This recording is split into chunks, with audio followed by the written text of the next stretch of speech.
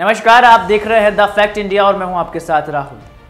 पूर्व नेता प्रतिपक्ष राजेंद्र राठौड़ मंगलवार को अलवर में देश में आपातकाल के 50 साल पूरे होने को लेकर भाजपा कार्यालय पहुंचे, जहां लोकसभा चुनाव में राजस्थान में सीटें कम होने को लेकर और साथ ही राहुल कस्वां को टिकट ना देने को लेकर उन्होंने सवालों के जवाब देते हुए कहा कि टिकट देना और नहीं देना ये संसदीय बोर्ड तय करता है।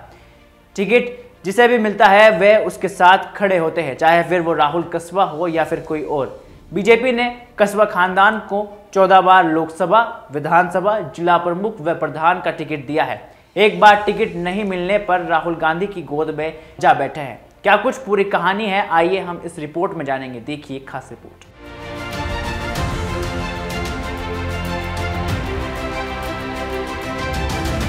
ये टिकट पर कटने और नहीं कटने पर चर्चा करने का अधिकार मेरे को नहीं।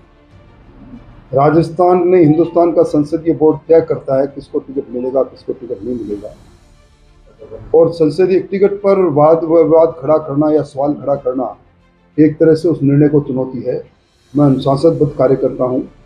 पार्टी अगर उन्हें टिकट देती तो उनके लिए काम करता, पार्टी ने झाझड़िया जी को टिकट दी तो उनके लिए काम किया। पर जो लोग एक बार नहीं, इसी कस्वां परिवार को 14 बार लोकसभा, विधानसभा, प्रमुख और प्रधान, एक ही परिवार के सदस्यों को 14 बार टिकट मिली, एक बार टिकट नहीं मिली, तो जिस बात को वो कहा करते थे कि मुझे शर्म आती है, मेरा नाम भी राहुल है और कांग्रेस के बाबा राहुल बाबा का नाम भी राहुल है, उन्हीं राहुल जी की गोदी में जाकर बैठ गए। सिद्धांतहीन राजनीति का गठजोड़ एक बार चल सकता है, काट की हांडी एक बार चल सकती है, बार बार नहीं चल सकती।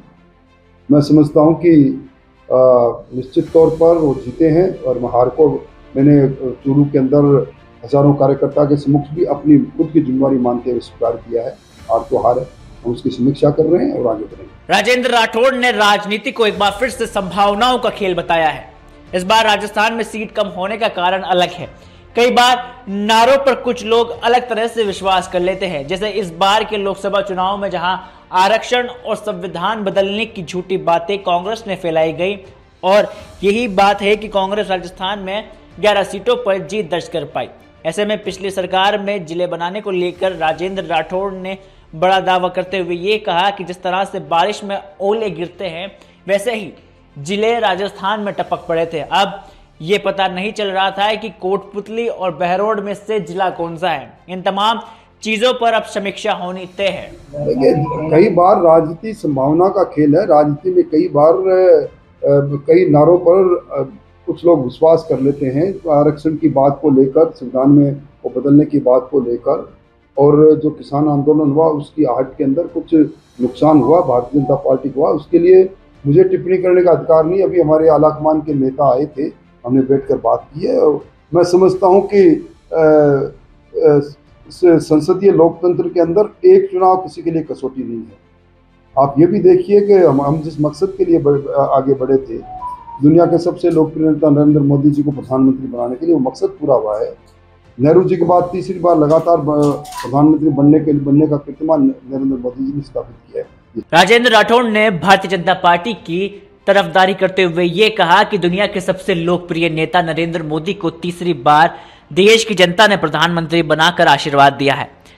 ऐसा इतिहास में दूसरी बार हुआ है। वहीं भजनलाल जैसे संगठन के कार्यकर्ता को भी सीएम बना दिया गया है। ऐसे Bharatiya Janata party booth level से लेकर राष्ट्रीय अध्यक्ष के कार्यकर्ताओं को सम्मान देती है, और देवी सिंह भाटी को लेकर ये तक कहा कि उनके बयानों पर मैं टिप्पणी नहीं करना चाहूंगा, इसलिए उन्होंने टिप्पणी करने से इनकार कर दिया। मुझे कुछ नहीं कहना देवी सिंह जी भाटी की टिप्पणी पर।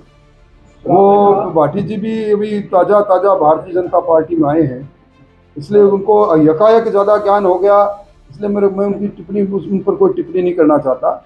वो हमारे मित्र हैं, जो जैसी टिप्पणी करें। Bureau report, the fact India.